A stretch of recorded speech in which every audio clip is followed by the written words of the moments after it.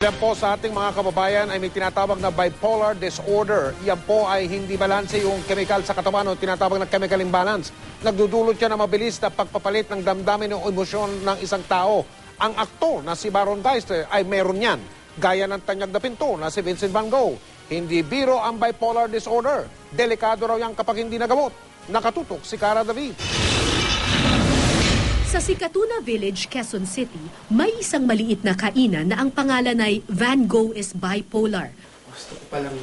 Ang may-ari nito, ang pintor na si Jethro Rafael, ay na-diagnose na may bipolar disorder, isang chemical imbalance na nagdudulot ng mabilis na pagpapalit sa emosyon ng isang tao, manic-depressive kung tawagin ng ilan.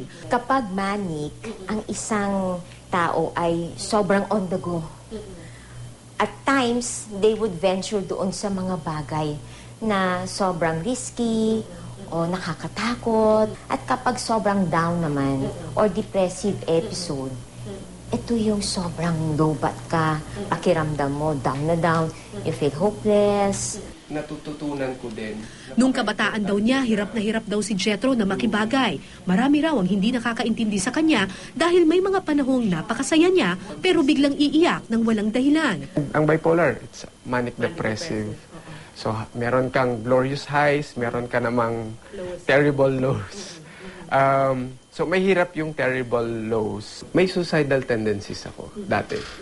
So, ngayon, ano na siya, yung hindi na ako bothered kapag depressed ako. Yung tanggap ko na siya na bahagi siya ng pagiging ako. Nagbago ang lahat ng kumonsulta sa isang psychiatrist si Jethro. Sumailalim siya sa psychotherapy at ngayon, mas tanggap na ang kanyang sarili.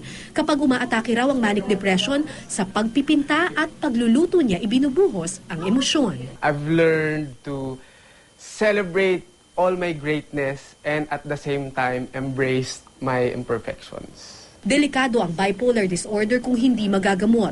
Maaari itong umabot sa pagsusuicide ng isang tao.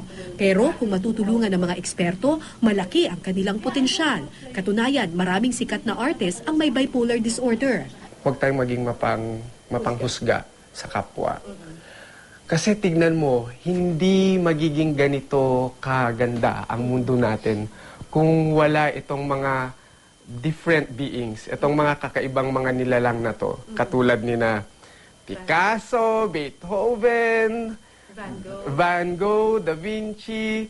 Kamakailan lang naging laman na naman ng balita ang aktor na si Baron Geisler matapos manuntok ng kapitbahay.